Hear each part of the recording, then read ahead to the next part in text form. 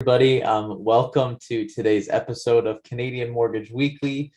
We are so excited to have you guys with us this morning. Today is episode 39, and we have Joe Bladek with us this morning. How are you doing today, Joe? Hey, I'm not doing too bad, Sam. Thank you very much. It's great to be here today. Very excited to be here on episode 39 of Canadian Mortgage Weekly. How are you doing today, Sam? Yeah, I'm doing good. We're well into the first full week of September. I'm digging the fall vibes. The weather's starting to get, a little cooler in the evening. Um, but yeah, it's been really good. I've noticed traffic has gotten quite crazy with back to school. I don't know if anyone else watching has noticed the big yellow buses are out and at it. Oh yeah, absolutely. I saw all of the buses out this morning when I was out earlier, and it's definitely making it for a lot busier traffic out there. Yeah. Parents are out, kids are in school. Seems like almost things are back to normal almost. It does. It does. It's a nice feeling. It feels like we're going back into some normalcy for sure. Yeah, exactly. Well, before just wanted to get started here today. Welcome to Canadian Mortgage Weekly, and I'll just get started with the news Mhm. today. There's some really interesting news topics regarding mortgages that we want to discuss this week. And one of them actually is the Bank of Canada interest rate announcement that happened yesterday. Yes, yeah, we covered that live yesterday. They meet about 8 times a year. So they were announcing, I believe they do it at 10 on the day. So we had a live video, covering what the changes were, and we didn't see the interest rate change, did we, Joe? No, we did not. The Bank of Canada did remain steady. That is a good thing for all the variable rate mortgage holders out there, Mhm. as well as any one of you who have a home equity line of credit that's either secured to your home or unsecured.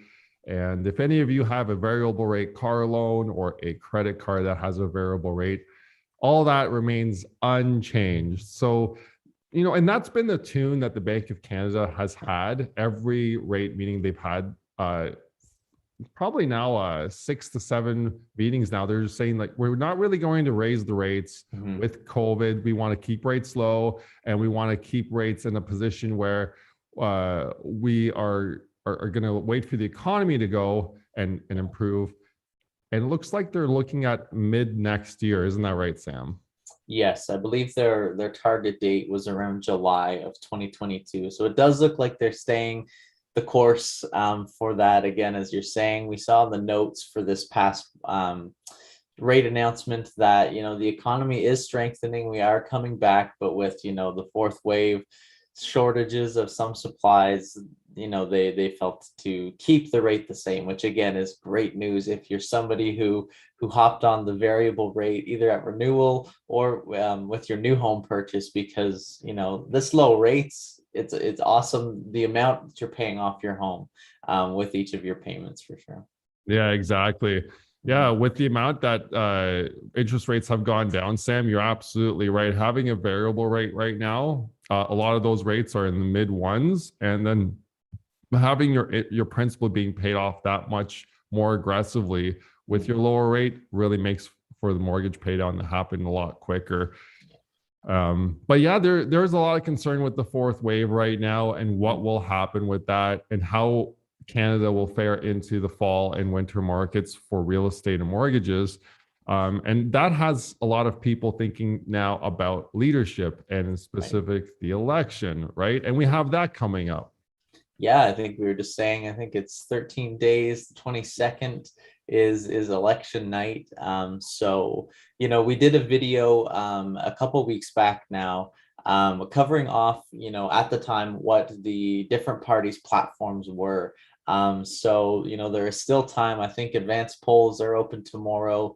Yeah. So if you're still unsure, of what each of the parties were, saying, or what their platform was based on housing, definitely check out our last video. We covered off all of the major parties and the platforms that were available, because that's going to be a big decision, I think, in a lot of voters this year, Joe.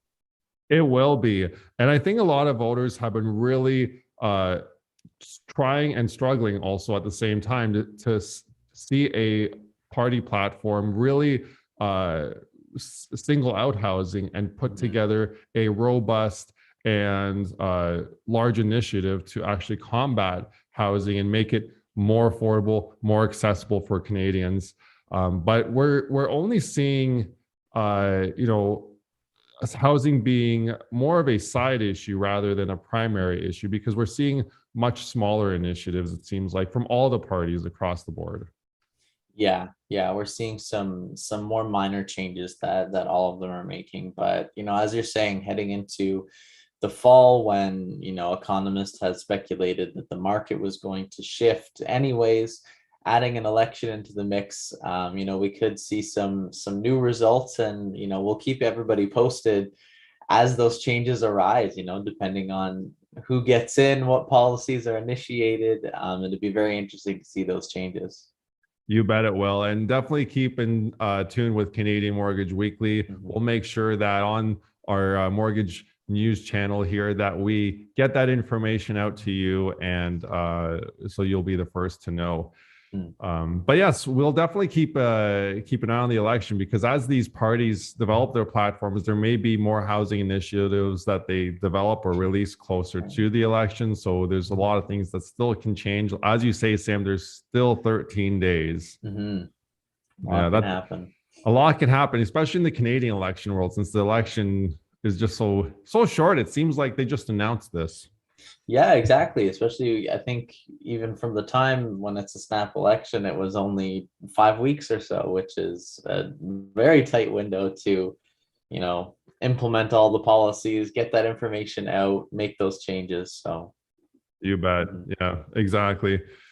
Well, let's probably dive into the topic today, if that works for you there, Sam. I know that a lot of people have been a lot of people always connect with us, right? When they are looking to get a mortgage.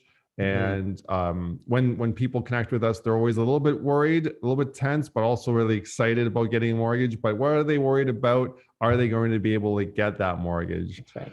So I know we discussed about doing a presentation today about really boiling it down to the main pillars as to what the lenders look for here. Yeah. We'll cover off the three basic keys that are not necessarily they're required, but they will significantly help you getting your mortgage. As you're saying, some people they might think they're in one category when they're in another, or they focus very heavily on, I know a lot of people, a concern and kind of not necessarily a fear, but a prime focal point, because they don't maybe understand it fully, is credit score. So they put all their energy into getting a great credit score, but sometimes even with great credit, there's other factors that can keep you out of the market. Yeah. Sorry, go ahead. Yeah, there are other factors. Go ahead, Sam. Yeah, so today we're just going to look at those factors, what they are, and how you can use them to your benefit to help you qualify for the biggest mortgage with the lender. So as we've been discussing, there's a lot of factors and moving pieces that the lenders want to know, information, all of those things, right, Joe?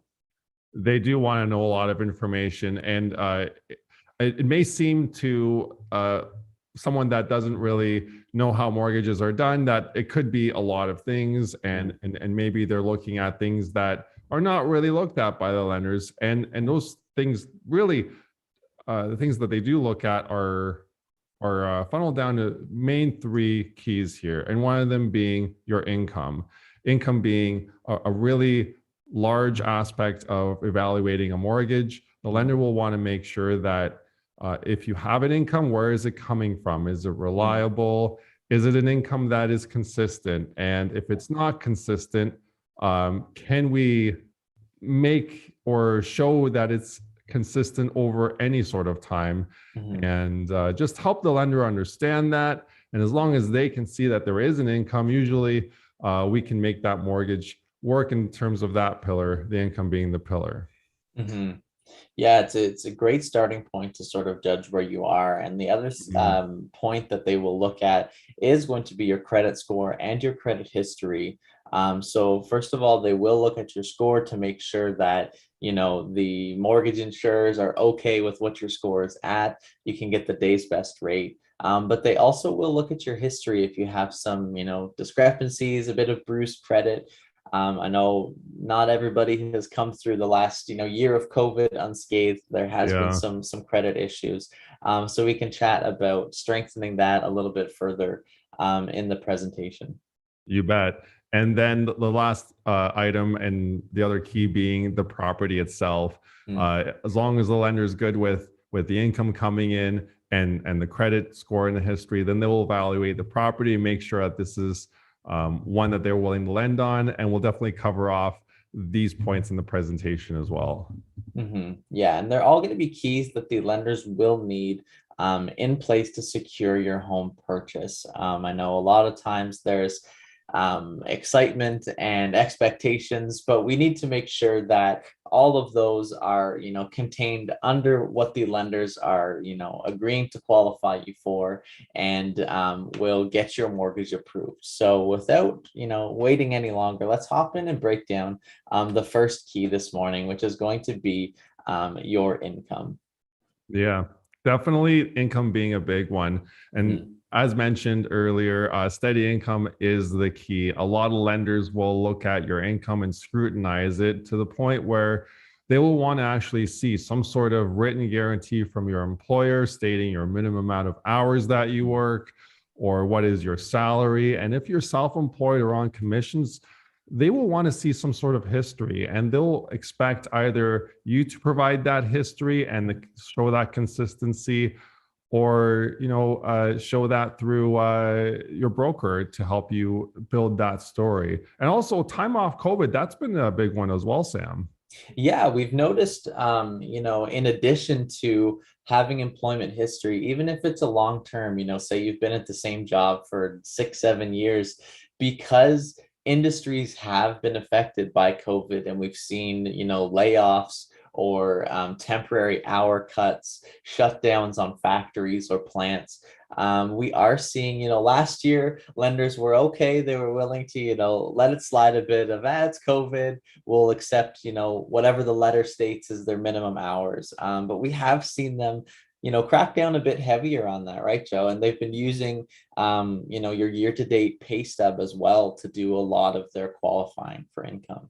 Yeah, they are looking at that. So it's really important for us to have the conversation with you as to, if you have been off this year, why is that happening? Is it COVID related? And if it's not COVID related, that can actually be a benefit to you as, maybe it was parental leave or maybe you took some time off from work that was pre-scheduled because COVID now, is really starting to affect a lot of industries. And with those industries affected, sometimes we're seeing either those companies shutting down and sending workers home, or just other aspects that are impacting the work industry as well in Mhm. those industries. Yeah, yeah. So for any employment that you have, we've listed a lot of the factors that go into calculating strong employment, or at least again, just validating or proving. And just for the documents that you'll need, likely we'll need an employment letter, some recent pay stubs. If you've been there multiple years, we'll need a couple tax returns for the last few years, some T4s. Yeah, there is also some other sources that you can use to help your overall household income. Unfortunately, CERB is not one of them on the list. I know that there's a lot of sources that we can use. We can use CPP, pension income, old age security. Canada Child Benefit is great. We see, tons of families with young children be able to boost their qualification just by adding that income. We do, yes. Canada Child Benefit's a great income addition. It was an income that a lot of lenders were not using for a number of years, but as more and more lenders add that as an acceptable use of income, it's really helping families boost their overall affordability. And yes, Sam, you are right. There's also CPP income, old age security. There's pension income. Maybe you're receiving some sort of WSIB benefit or insurance benefit. We can look at all of those together. Mhm. And there's also a general rule of thumb here that if you're looking at what you can afford on your own mortgage, you want to get an idea of how much mortgage amount you can afford, you just multiply your annual income by 4.8, and it'll give you an approximate, very general value as what overall you could afford. Hmm. Yeah, and it's a great rule of thumb, again, if you're especially green to getting a mortgage, looking at housing, you have no idea how it works. Just by doing that, simple calculation, it is general, there's way more factors than that to get you qualified, but at least can give you a ballpark so that you have accurate expectancies of, what this is what I can qualify for in today's market. You bet.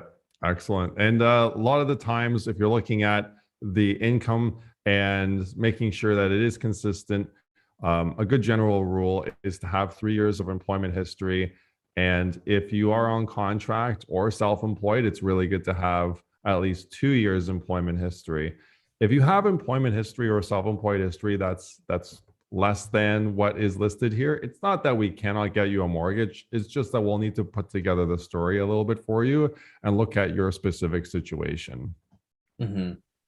Yeah. Yeah, we've covered a lot of information. The first pillar is probably the biggest. It's where we see, the most sort of limitations on lenders approving your mortgage. But the second one that they will look at is going to be your credit score and history. So this is quite a big portion of how the lender will build your profile, will view you as a homeowner. So yeah, your score is going to be used to qualify for the day's best rate. We need to make sure, as we were saying earlier in the video, that you meet at least the minimum credit score requirement for the mortgage to be accepted by the mortgage insurers. Yes, exactly. There are minimum credit score requirements, and sometimes they do vary between different insurers on the different products they have.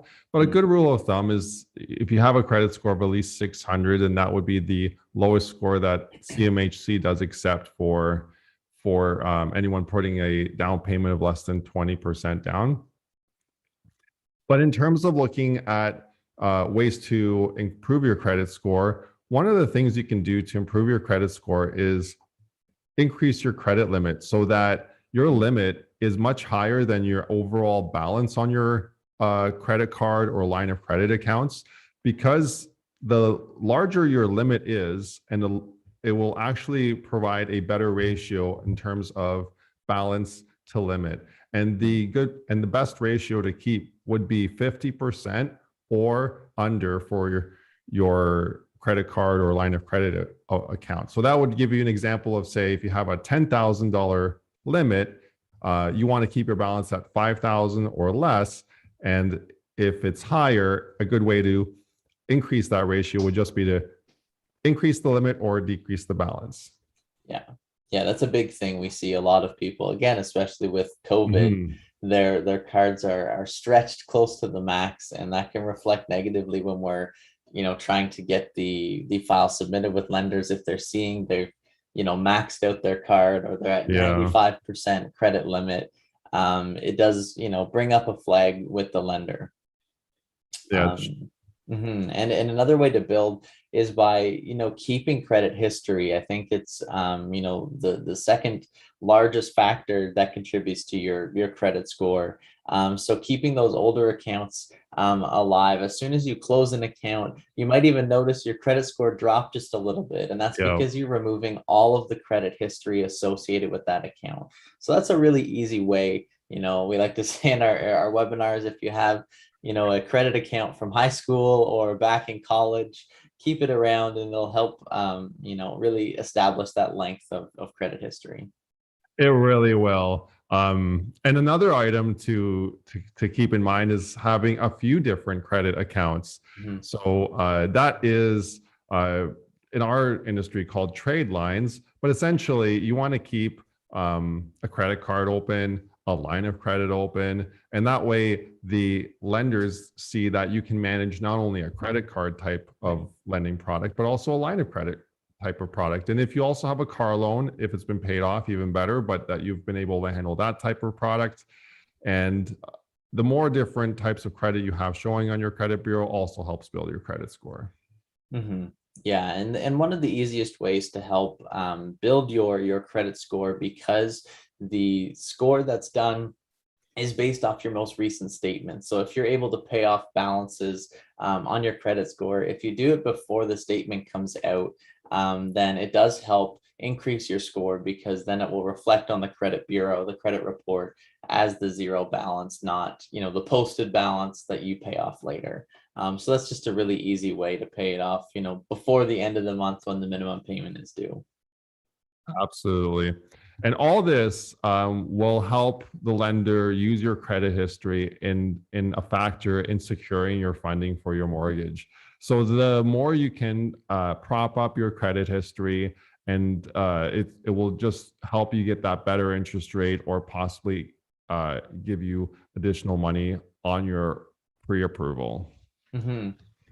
Yeah. Yeah, and if you're somebody who has, some uh, credit liabilities, things that maybe have gone to collection, one of the best things you want to do is to get ahead of any of these issues. Anything with your credit bureau, or credit discrepancies, if you've had a bankruptcy or consumer proposal, you want to make sure that you're taking action. You don't want to kind of let it sit, under the carpet for a few years, and then only have it come out when you're chatting with us and we realize, there's still a collection on your account that has an outstanding balance. Make sure that if you have gone through collections, that you're following up with your credit to make sure that there's no issues or surprises when we actually submit your profile, or your file, sorry, with the lender. And there is a couple, strategies for people with bankruptcies or past consumer proposals, that we can advise them for, right, Joe?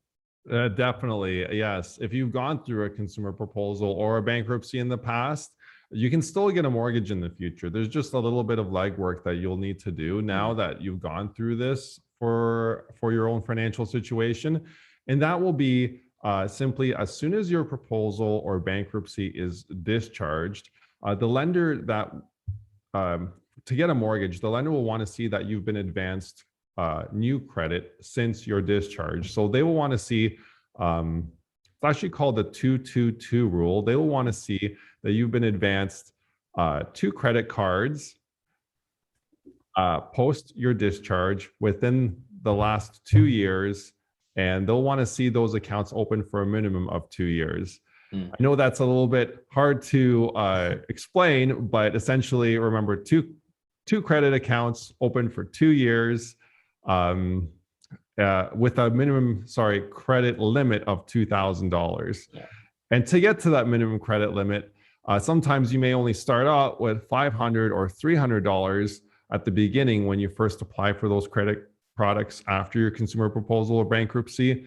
But it's not at that point that we're looking at. It's after the 2-year mark. What is your credit limit at that point? And by that point, with regular credit use, you'll be able to get your credit limits up to the $2,000 mark.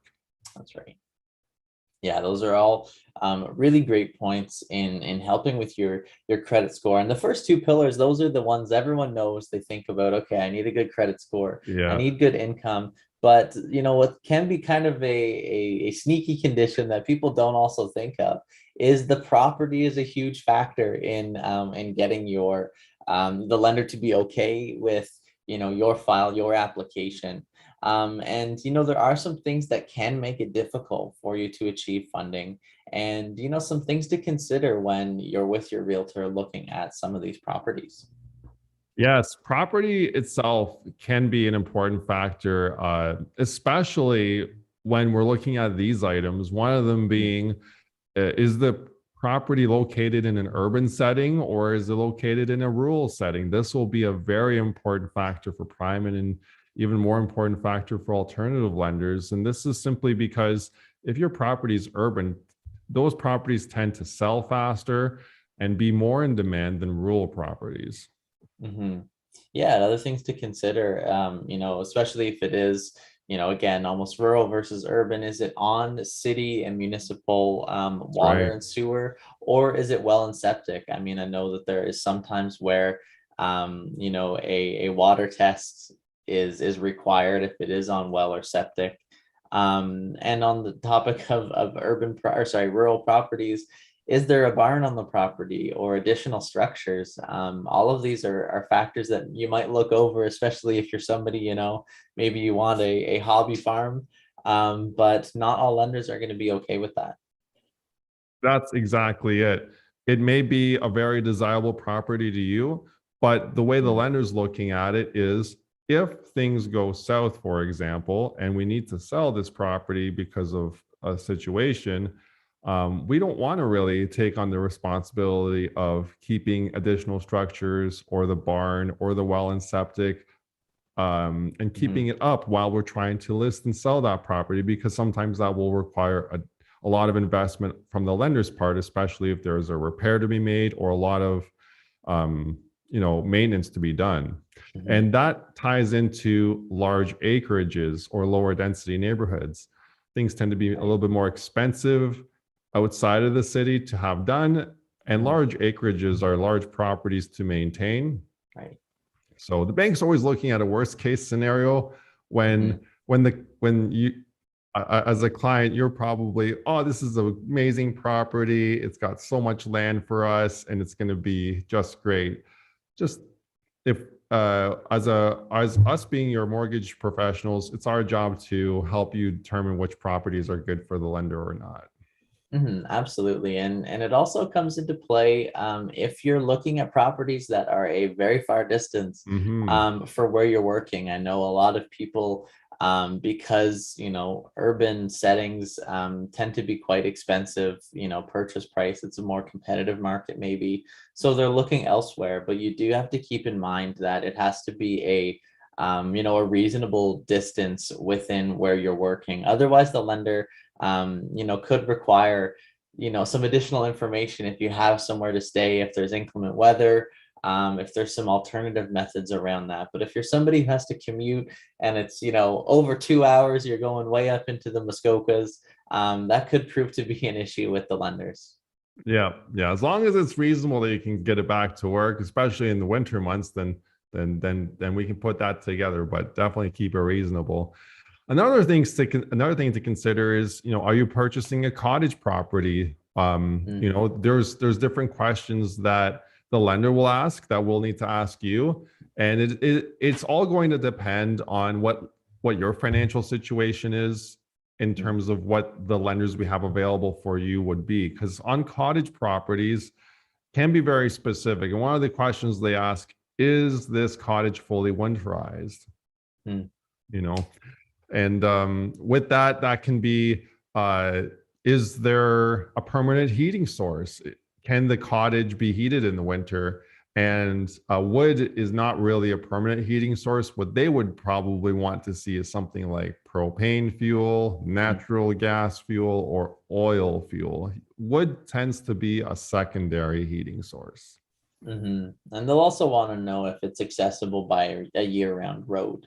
Yes. There needs to be, full-time access to the property without you having to take out your shovel or plow it out yourself. Yeah, exactly. That's a big deal. If it's not a year-round road, then it just becomes a little bit more of a headache for the lender too Mm, if things go south. So looking at it from that perspective, they will ask for questions on that. And when you're looking for a property, especially if you are a client that's working with an alternative lender, it really helps if your home is really similar to the surrounding homes around it. A term that the lenders like to use, and Sam, I know we don't like it very much, but cookie cutter homes are the mm. ones that the lenders like the best. Yes, it's not one necessarily that our buyers want. They don't want to just buy a cookie cutter. They want something unique to them, unique to their style. But as long as it's within reason, that it is, close to the comparable homes, that can be, really beneficial in securing that mortgage and making sure that it goes on without a hitch. So these three keys are really what we have established over, discussing with lenders, working with new clients as some really foundational and key pillars. But again, as we're moving into this fall, into some new legislations and new territory, we could see maybe some new conditions that could play a big role. And that is just in our bonus key for today's episode. And looking towards the future, people must be asking, could we see vaccines required for home purchases? It's a very big question on our minds right now, and it's something that I really, I think, it's hard to actually stomach this question and to want to answer it, because I really don't know what will happen. But what I can say is that for home purchases, there's a lot of folks that are working in industries that are starting to require vaccinations to be part of their work. So that, I mean, that's something the lenders will probably take note on sooner rather than later. Because another question the lenders will start asking is, if the income is not secured by a vaccine passport, could this client now have a risk of not qualifying if that income is not there? Exactly. I mean, and it's something that is valid to think about, just even because of how the lenders, even last year going into this year, if you were in a health field or in a work environment that was maybe a bit more temperamental, they did just have more questions about that. So as we move into vaccine passports being implemented this fall, we'll have to keep up to date with what the lenders are expecting, and thinking if that could be in the future. If you're somebody who is not planning on getting vaccinated or is not currently fully vaccinated, with the new legislations, could that also mean that you might not qualify with at least a traditional lender? That's right. A lot of really good questions here. It's something that we'll keep an eye out here on Canadian Mortgage Weekly as this develops. Right now, we are just seeing a lot of questions from lenders, and so far it's working itself out.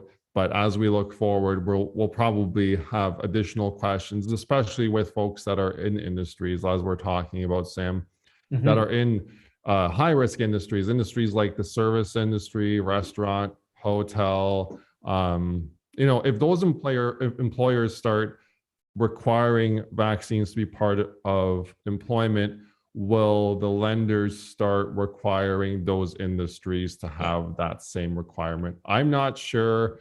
What do you guys think? We'd like to open the comment section out to our viewers. Obviously, we just want to help you guys get the mortgage and help you navigate the legal regulatory framework while doing it as well. And we just want to know, what are your thoughts? Do you think that this will happen? And do you think what do you think of our questions? Yeah, we definitely want some any feedback from this of people watching, because it's on a lot of different people's minds. So seeing where everyone is sitting and where they think it'll go, it would be very interesting to see that. So just as we review the topics that we covered, there are a lot of factors that can go into the lender's decision to qualify you for a home. We covered off income being a huge one, to make sure that you have steady employment, good household income. Even looking at the credit score, making sure that you have at least over that 600 minimum credit score, and some, strong, or if you have a consumer proposal or bankruptcy, some reestablished credit over the last years. And then the last biggest one of just securing a property that the lender is going to be okay with. Exactly. Yeah, really good points that we've made today on this video. If you have any questions for Sam or myself, Joe, we'd love to hear from you. And especially, vaccine passports. Do you think they will start affecting mortgages, or do you think lenders will just keep that independent? We'd love to hear your thoughts. Comment below, send us a private message. We'll try to make a video again on this if we hear any developments or if you have any questions on it. But yeah, give us a call. We'd like to help you with your mortgage situation, and also like to introduce Sam to you guys today. Sam Thompson, a mortgage agent now with Mega Mortgage now for just like over a year and a half now, Sam. Mhm. So it's been a while. I know you moved from Ottawa and you live in Barrie. You're married, so it's really good to have you on the show, and your knowledge that you bring with all these presentations as well. Yeah, Joe, thank you for the introduction and for having me on today's episode. Of course, we're joined with you as well. And Joe, you have been in the industry for, over 10 years, considerably more than me. So, Joe, you have a ton of information. You currently live in Barrie with your family. And a real passion for mortgages. So thanks for being on today's episode and sharing some insight into what lenders want to see and those three main basics to getting your mortgage approved. You bet. Join Sam and I next week on Thursday at 11:30 for episode 40 of Canadian Mortgage Weekly. We'll be really excited to see you there. Watch for my Facebook page to see what it will be on. And if you guys have any suggestions, send us a private message or comment below. And don't forget to smash that like button.